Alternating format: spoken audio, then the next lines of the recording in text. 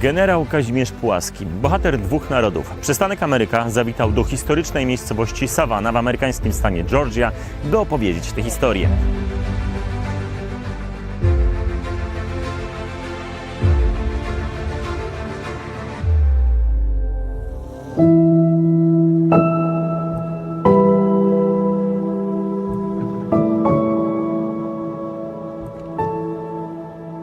Pułaski się znalazł w Stanach Zjednoczonych z powodu tego, że Konfederacja Barska, z którą jego rodzina była związana, upadła. I znalazł się na wygnaniu najpierw w Turcji, z Turcji pojechał do Francji. W tym czasie wojna toczyła się w Stanach Zjednoczonych, czy w koloniach angielskich i byli agenci Kongresu Amerykańskiego, którzy szukali zawodowych żołnierzy, żeby uczyć Amerykanom, jak walczyć. When the war broke out and the revolution started, there was a lack of officer quality leaders. And that is because here in the colonies, if you were a military officer, you were obviously in the British Army. And so for then the American Army to have leaders, they had to look overseas to find this talent. And so for General Pułaski, who was approached by Benjamin Franklin and Silas Deane in Paris and interviewed by them, and they found out that this is the type of person that we need, then they sent letters of recommendation with him to General Washington here in the American colonies. On wylądował w Bostonie, w Massachusetts, jako ochotnik. Jeszcze nie miał Pułaski nominację od Kongresu. Wziął komendę nad jednostką, która broniła Waszyngtona. Waszyngton napisał bardzo gorący list popierając nominację Pułaskiego, żeby stworzył i wyszkolił 3 pułki kawalerii amerykańskiej. Pułaski, który już w Polsce myślał strategicznie o użyciu kawalerii, trochę był rozgoryczony, jak jego wysiłki zostały zmarnowane.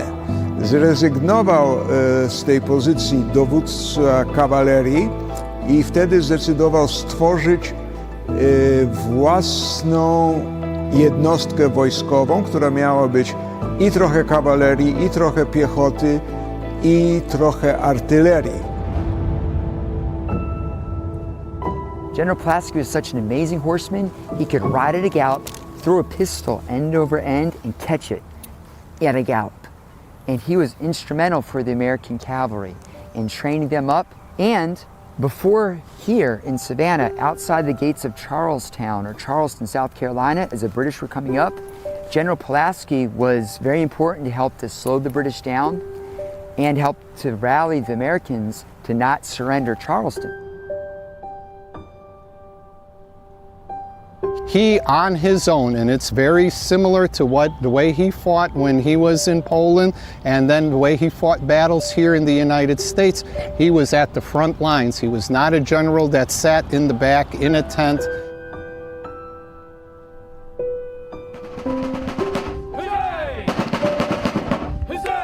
Oblężenie Sawanny rozegrało się w tym miejscu, które jest obecnie centralną częścią miasta. Co roku organizowane są tu uroczystości rocznicowe. Tuż nieopodal znajduje się miejsce pamięci z tablicami ufundowanymi m.in. przez polskie organizacje.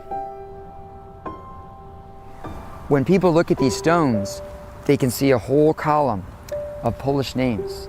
They can see a whole column of stories, names but also stories of people from Poland who fought right alongside with the Americans fighting for independence and fighting for freedom. On this day in 1779, about 3,000 French and American soldiers, some of them dressed like me in the 2nd South Carolina Continentals, tried to take Savannah back from the British who held Savannah. After 5 days and 1,000 shots with their mighty cannon, the French and Americans actually charged with bayonets at the British here in Savannah. This is also the day here in Savannah when General Pułaski and his 350 horsemen galloped right up the road behind me and charged with their long curved swords called sabers. But it was on the very road behind me where General Pułaski was mortally wounded and fell here on October 9, 1779. He was wounded here and he died a few days later. So this morning, right here in Savannah, was the bloodiest 55 minutes of fighting in the entire American Revolutionary War. His unit was to be towards the rear and have the infantry attack first, and the infantry was supposed to try to open a small hole in the British lines. Unfortunately, there was a traitor on the American side who knew the American battle plan and gave it to the British. And he was mortally wounded in this battle. But you could say that his example and the inspiration that he gave to his men, both when he was living and also even after he was mortally wounded, was very important to our cause.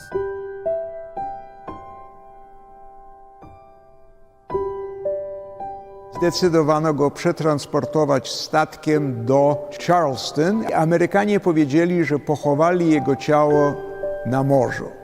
Dlaczego? Rosjanie za ciało Pułaskiego albo za samego Pułaskiego mieli dużą nagrodę. I z tego powodu Amerykanie powiedzieli, że ciało wrzucili do oceanu. Okazuje się, że tak nie było, że po prostu był pochowany.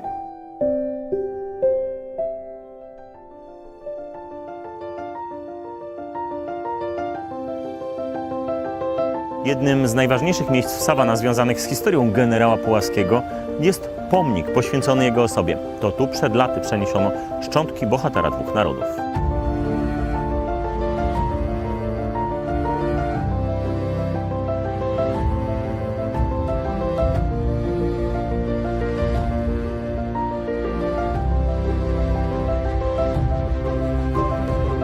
Na cześć generała Kazimierza Pułaskiego nazwano mieszczący się nieopodal Sawanny fort, niezwykle ważne miejsce w walce o amerykańską wolność.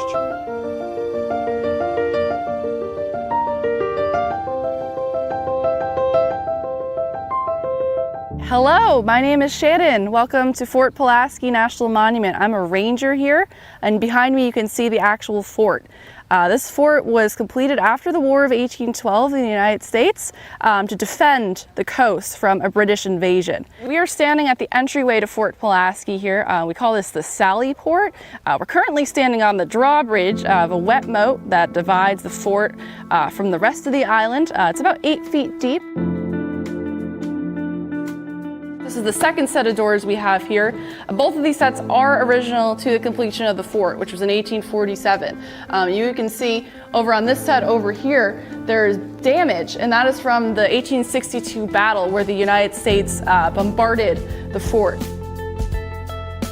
We're standing here in the commanding officer's quarter here in Fort Pułaski, and obviously behind me you can see this nice painting of Kazimierz Pułaski. We kind of have that here as a reminder of the namesake of this fort. This is one of the many rooms we have throughout the fort here that's kind of garnished with period attire, clothing, to kind of make it look like it would have back in the 1860s when there were actually soldiers living here.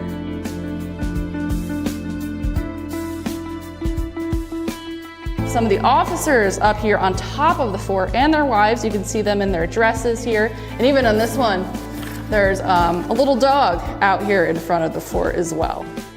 Right now we're looking at about 500,000 a year come to this park. A lot of them are tourists to the Savannah area. Savannah is very popular for not only domestic tourists, but lots of international visitors as well.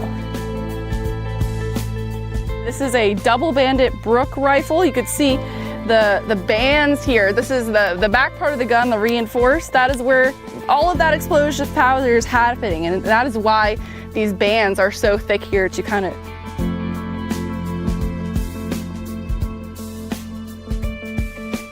behind me you can see this really overarching view of the island. Interestingly enough, the island actually looked a lot different back when the fort was first being built. First of all, it was all salt marsh, so it was all wet. There wasn't really anything to build a fort on it. Over on this side, you could see just over the waters, Tybee Island. That's the place where the United States Army staged their batteries to bombard this fort when it was seized by the Confederates.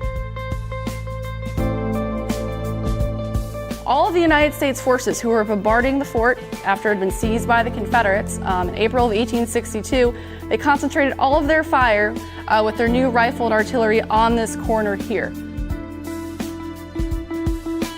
If you look closely at all of these bricks here, they were all made by hand, largely by people who didn't have a say in the matter, enslaved people at local plantations who had to make these bricks. And you could see that, the legacy of these people who we don't know their names, we don't know their stories, but they are here. Their fingerprints are embedded in the walls of Fort Pulaski. Their handprints, their fingerprints are all over the brick here. Ultimately, this will become a place where people like descendants of the people who made these bricks will find freedom for the first time as a stop on the Underground Railroad. The other part of Fort Pulaski set up like a prison. And the reason we have this part set up like a prison is because in the end of 1864, this part of the fort was used actually as a prisoner of war camp for some Confederate officers.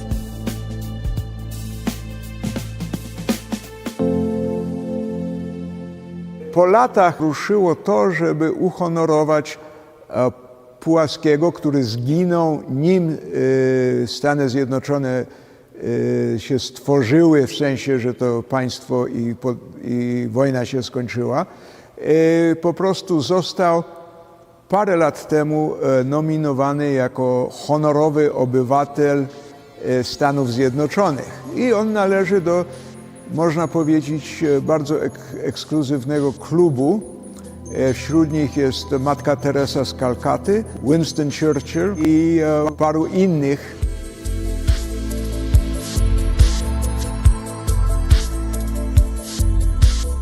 Bohater dwóch narodów jest honorowany także przez amerykańską Polonię. Co roku w pierwszą niedzielę października 5. aleją na Manhattanie przechodzi parada Pułaskiego. Z kolei w miesiącu jego urodzin, marcu, w stanie Illinois pierwszy poniedziałek jest świętem stanowym. Główne uroczystości odbywają się w tej sali, Muzeum Polskiego w Ameryce, które mieści się w Chicago. Uczestniczą w nich przedstawiciele władz Polonii.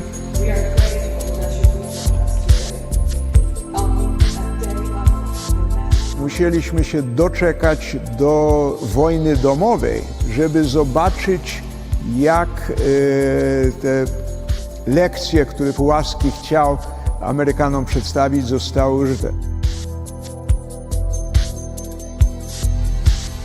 This is a very sad day and a sad piece of ground in American history. This was a day of great bloodshed, great loss, great embarrassment, great humiliation.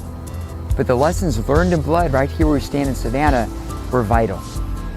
Because 2 years, almost 2 years to the day after we lost here in Savannah in 1779, our French allies came back.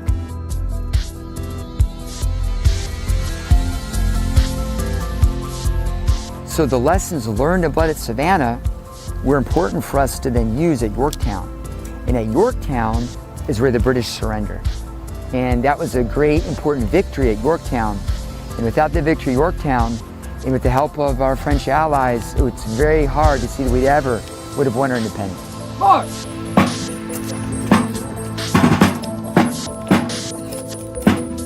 And so when you look down and you see Polish names next to American names, names from the different countries who are here, there's just such a unity and a solidarity that underscores that friendship that was forged in blood.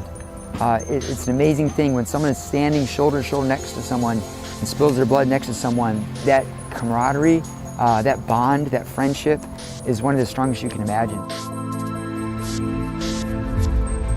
Bohaterska historia generała Kazimierza Pułaskiego za nami, a ja już zapraszam Państwa na kolejny Przystanek Ameryka.